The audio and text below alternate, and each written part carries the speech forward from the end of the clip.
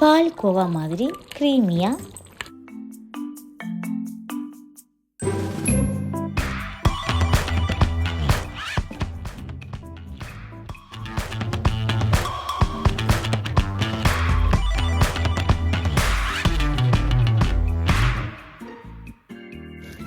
அனைவருக்கும் அன்பான வணக்கம்.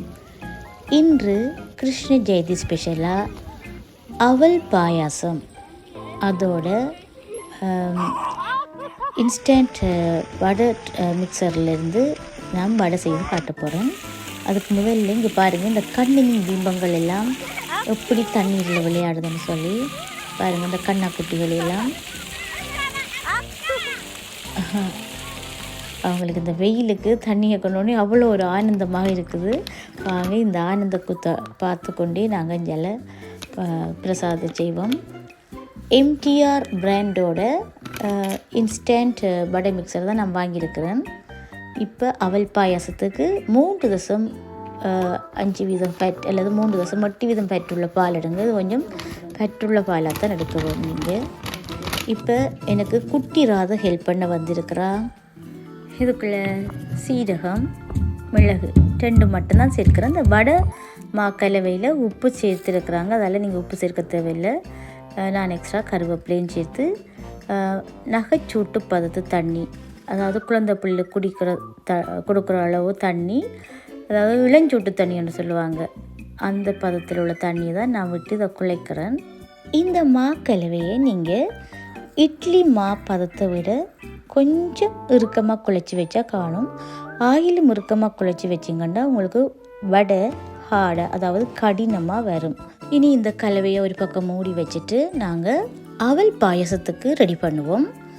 அதுக்கு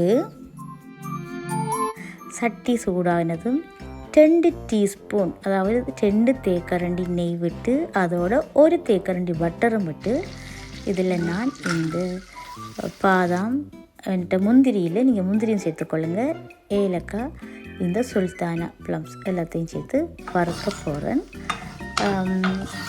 இந்த அவல் பாயாசம் எங்களோட அப்பாவுக்கு நான் ஒவ்வொரு ஏகாதசி, இந்த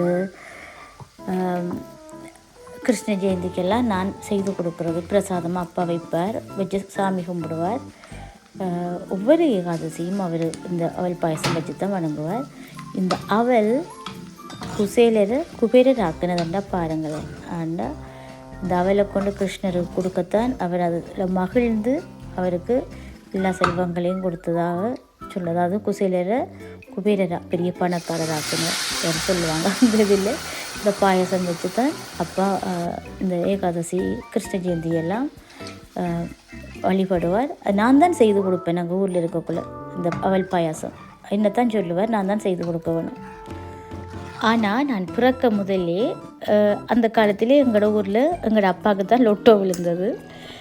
ஆனால் அவர் சாகும் வரைக்கும் இப்படி தான் இந்த ஏகாதசிக்கு பால் பாயாசம், அவல் பாயாசம் வச்சு தான் வழிபட்டு வருவார். இந்த பாருங்கள், இந்த ஸ்டேஜில் நாங்கள் சீனி சேர்க்கலாம். இப்போ இந்த பொங்கி வருதில்ல, ஆகிலும் கூட கொதிக்க வைக்கணுமெண்டு இல்லைன்றது பதப்படுத்தின பால் தானே. இந்த அளவுக்குள்ள நாங்கள் இனி சீனி சேர்த்துக்கொள்ளலாம். 1 கப் அவலுக்கு 1/2 கப் பவுடர் சுகர், அதாவது சீனியை பவுடர் ஆக்கி எடுத்துருக்கிறேன். அதோட 2 ஏலக்காய் சேர்த்து இப்போ 1 பிஞ்சளவு உப்பும் சேர்க்குறேன். இப்போ ரோஸ் வாட்டர் அதில் மூடியால் சேர்க்க போகிறேன். அது பன்னீர், நீங்கள் விரும்பினா அதுக்கு ரோஸ் எசன்ஸும் சேர்த்துக்கொள்ளலாம். இந்த கிருஷ்ண ஜெயந்தி ஸ்பெஷல் என்னென்னு சொன்னால், குழந்தை இல்லாதவர்களுக்கு இது தொடர்ந்து இந்த கிருஷ்ண ஜெயந்தியை வழிபட்டு வர டைமில், கிருஷ்ணரை வழிபட்டு வர உங்களுக்கு குழந்தை கிடைக்கும்.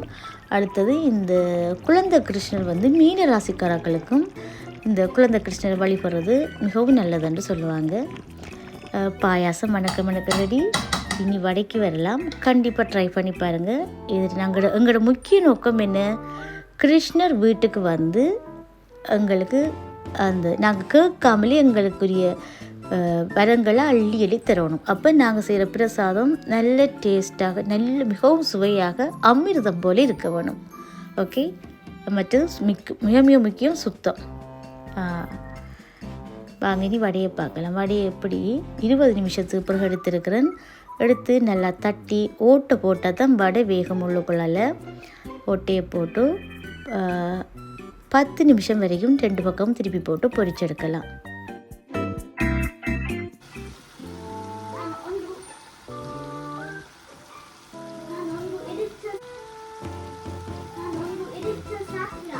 கிருஷ்ணனுக்கு வச்சுட்டு பேச்சுலர் கூட ட்ரை பண்ணி பார்க்கலாம். மிகவும் ஈஸியான ரெசிபி.